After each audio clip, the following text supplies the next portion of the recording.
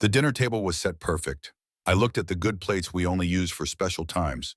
Tonight was our 30th wedding anniversary. 30 years married to Margaret, the best woman I ever knew. If you love revenge stories like this video, and subscribe to this channel for daily revenge stories. Enjoy listening. I touched the brown envelope next to my plate. Inside were papers I'd been saving for months. Tonight was supposed to be the night I finally showed Gabriel everything I'd done for him. My son, my boy who grew up to hate me. Margaret came out of the kitchen carrying the pot roast. Her gray hair was done nice and she wore her blue dress, the one I bought her 5 years ago. She still looked beautiful to me. "They'll be here soon," she said, smiling, but I could see she was nervous. She knew how Gabriel acted around me these days. My sister Ellen and her husband Dave came first. Ellen hugged me hard like she always did. 30 years, Jax. You did good, brother." Dave shook my hand. "Margaret's a saint for putting up with you this long." We laughed, but I kept looking at the door. Gabriel was late again. He was always late now, like showing up on time would mean he cared too much. When Gabriel finally came in with his wife Sarah, I tried to smile. Sarah hugged me warm and said congratulations. Gabriel just shook my hand quick and looked at his phone. He looked rich in his fancy suit. Everything about him screamed success. His hair was perfect. His shoes cost more than I made in a week. But when he looked at me, I saw nothing but disappointment. We sat down to eat. Margaret had cooked all day. The pot roast was perfect, just like when we were young and poor, and this was the only good meal we could afford once a month. Ellen talked about her grandkids. Dave talked about retiring. Sarah smiled and asked Margaret about the recipes. Gabriel just ate and checked his phone like he had somewhere better to be. I watched my son and wondered when I lost him. When did the little boy who used to fall asleep in my lap turn into this stranger? When did I become the enemy? "This food is amazing," Sarah said. "You have to teach me how to make this." Margaret's face lit up. "It's nothing special, just something I learned to cook when we were young and didn't have much money. Right, Jackson?" I nodded. Those were hard times, but good times. We were poor, but we had each other. We had dreams. "I remember those days," Ellen said. "You two in that tiny apartment. Jackson working double shifts just to save money for this house. And going to school at night," Dave added. "I don't know how you did it all." I felt proud, but also sad. Those were exhausting years. But every extra hour I worked, every dollar I saved, it was all for our future. For Gabriel's future. Gabriel looked up from his phone. "Yeah, well, everyone makes choices." Something in his voice made Margaret stop smiling. Sarah looked between us like she could feel the tension. "Your father worked so hard to give you a good life," Margaret said softly. "What good life?" Gabriel's voice got louder. "You mean growing up poor? Having to work my way through college because Dad never made enough money?" The whole table went quiet. Ellen and Dave looked uncomfortable. Sarah stared at her plate. Margaret's hands were shaking, but Gabriel wasn't done. All his anger came pouring out. "You want the truth?" He stood up, his chair scraping the floor. "I think this is all pathetic. 30 years and what do you have? A factory job, a mortgage you'll never pay off, and a son who had to make his own way in life." Every word hit me like a punch. I felt cold inside as he kept going. "You think you're some kind of hero, the father who sacrificed everything, but all you did was fail. You never took chances. You never showed me what success looked like. You held me back." His voice cracked, but he didn't stop. "Everything I have, everything I've done, I did it myself. Despite you, not because of you. I'm tired of pretending to be grateful for a childhood of nothing. I'm tired of pretending you didn't fail at everything you tried." He sat down hard, breathing like he'd been running. The room was dead quiet except for the old clock ticking in the corner. I looked around the table. Everyone looked shocked and embarrassed. Margaret had tears in her eyes. Ellen and Dave wanted to disappear. Sarah looked like she wanted to crawl under the table. But I felt calm. For 30 years, I'd wondered if I was a bad father. I'd questioned every choice I made. Now, hearing Gabriel say what he really thought, I finally understood something. I wasn't the problem. I never was. I picked up the brown envelope. Inside were papers that told the real story. The story Gabriel never bothered to learn. You know what, Gabriel? You're right about one thing. I did make choices. Every day for 30 years, I made choices.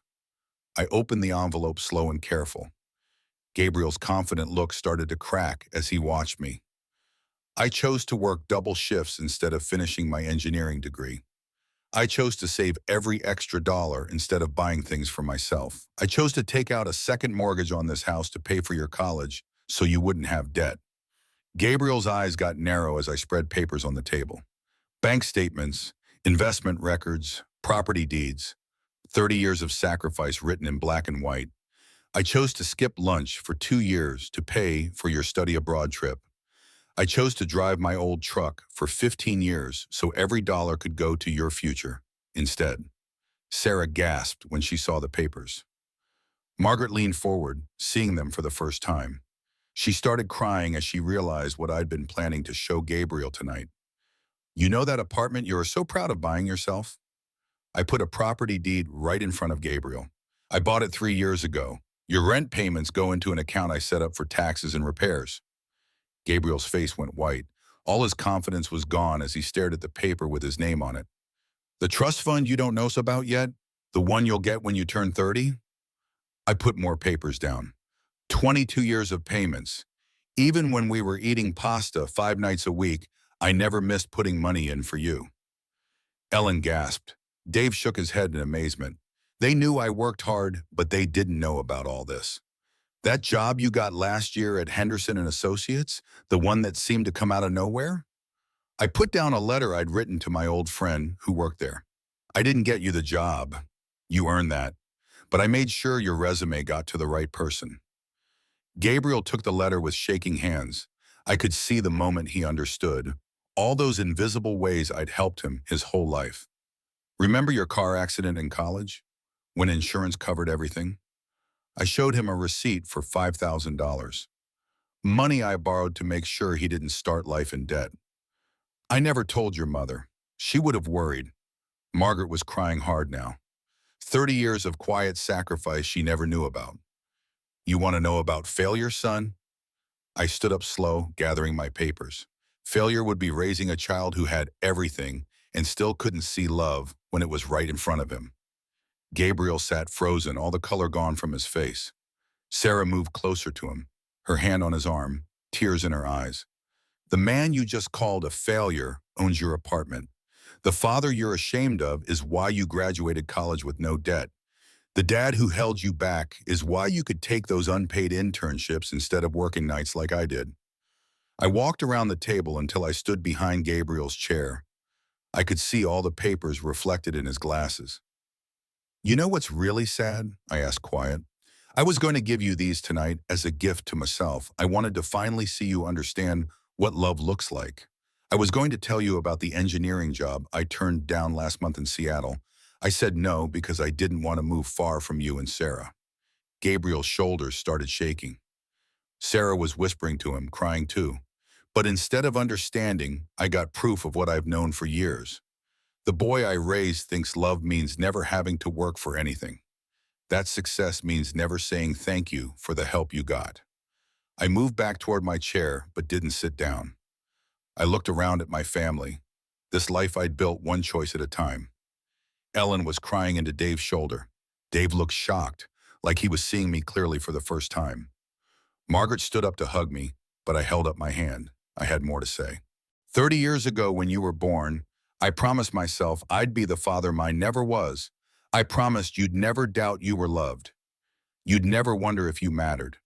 My voice cracked a little. I kept that promise, Gabriel, even when you stopped calling, even when nothing I did was good enough. I kept loving you, kept taking care of you, kept believing you had so much potential. Gabriel finally looked at me, his face wet with tears. His anger was gone, replaced by something that looked like horror. But I'm done now, I said simple. I'm done carrying your disappointment. I'm done questioning myself because you think I'm not good enough. I'm done hoping someday you'll look at me and see something other than failure. I picked up the envelope with all my papers. The apartment is yours. The trust fund is yours. Everything I built, it's all yours, just like it always was. But I don't need your approval anymore. I won't accept your hate, in exchange for hoping you might love me someday. Margaret stepped forward and took my hand.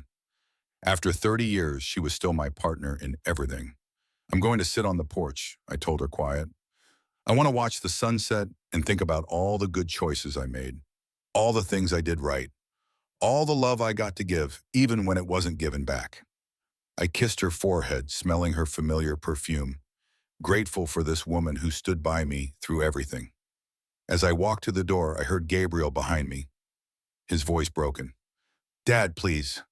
I didn't know. I didn't understand. I stopped but didn't turn around. No, son, you didn't want to know. There's a difference.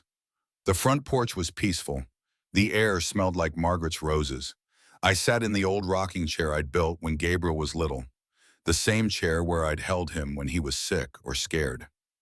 From inside, I could hear voices. Sarah talking to Gabriel, her voice gentle but firm. Margaret explaining things to Ellen and Dave. But mostly I heard silence. The peaceful silence of finally putting down a heavy load. The sunset was beautiful that night, gold and pink and purple across the sky. I sat in my chair and watched the day end, thinking about all the sunsets I'd missed because I was working late. All the evenings I'd spent planning Gabriel's future instead of enjoying my life. Tomorrow, I decided, I'd call that engineering firm in Seattle. I'd tell them I changed my mind about their offer. Margaret and I could start over somewhere new. We could build something for ourselves instead of always building for others. Gabriel was grown now. He had a wife who loved him and all the advantages I'd worked to give him. He'd be fine. Better than fine. Whether he ever said thank you wasn't my problem anymore. When the stars came out, I felt something I hadn't felt in years. Peace. Not because everything worked out perfect, but because I finally stopped trying to make it perfect. I had been a good father. Not perfect, but good. I loved deep and sacrificed willingly and gave everything I had. That Gabriel couldn't see it didn't make it less true. The front door opened and Margaret came out. Her face was soft in the moonlight, her eyes still red but strong. He wants to talk to you, Bess, she said quiet. I reached for her hand and pulled her into my lap like when we were young. I know, I said, stroking her hair, but I don't want to talk to him tonight. Tonight I want to sit here with my wife and count my blessings and remember what it feels like to be enough just as I am. Margaret was quiet for a long time. I had no idea, she whispered. All those years, all those sacrifices, and you never said anything. That was the point, I told her. Love isn't supposed to come with receipts. We sat together in comfortable silence. Two people who built a life through hard work and never giving up. I heard Ellen and Dave saying goodbye, their voices sad after what they'd seen tonight. Car doors slammed, engines started. The family dinner was over. Finally, Gabriel and Sarah came outside. They stood at the edge of the porch, not sure what to say. Dad, Gabriel began, his voice rough with emotion. Go home, Gabriel, I said, gentle but firm. Think about what you learned tonight. Think about the choices you want to make now, but don't try to fix this with words. Words got us here in the first place. Sarah pulled his elbow, understanding that some things can't be fixed right away. I love you, Gabriel said as they walked away. I know, I replied. I always knew. That was never the problem. Margaret and I stayed on the porch until their car disappeared, until the house was quiet and the neighborhood was asleep. We talked about Seattle, about starting over, about adventures we might have if we put ourselves first for once. When we went inside, the dining room was clean, the dishes were done. The table was set like nothing happened, but the brown envelope sat in the center, its contents still scattered around it like proof of a life well lived but not appreciated. I gathered the papers careful, putting them back in the envelope. I thought about the young father who first started collecting them, who believed love could be shown through sacrifice, who thought his son would naturally understand how much he was loved. That young father was wrong about some things, but not the important ones. Love was worth giving, even when it wasn't appreciated. Sacrifice was noble, even when no one noticed. Building something that would last, that was the closest most of us get to living forever. Gabriel would inherit more than money from me. He'd inherit the example of what it means to love without conditions. Someday when he had kids of his own, when he found himself working late and skipping meals for their sake, He'd remember this night and finally understand the gift I gave him. But that would be his journey. I was done being his teacher, done waiting for him to graduate. Margaret and I went upstairs together, holding hands. In our bedroom, the same room where we'd dreamed our dreams and planned our future, I held her close and felt grateful for the life we'd built together. Choice by choice, sacrifice by sacrifice. Outside, the world kept spinning like always.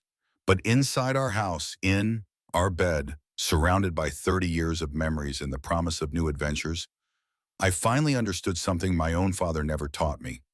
Sometimes winning means knowing when to stop fighting. Sometimes love means letting go. And sometimes strength is found in the peace that comes after the storm. I'd spent 30 years trying to earn my son's love and respect.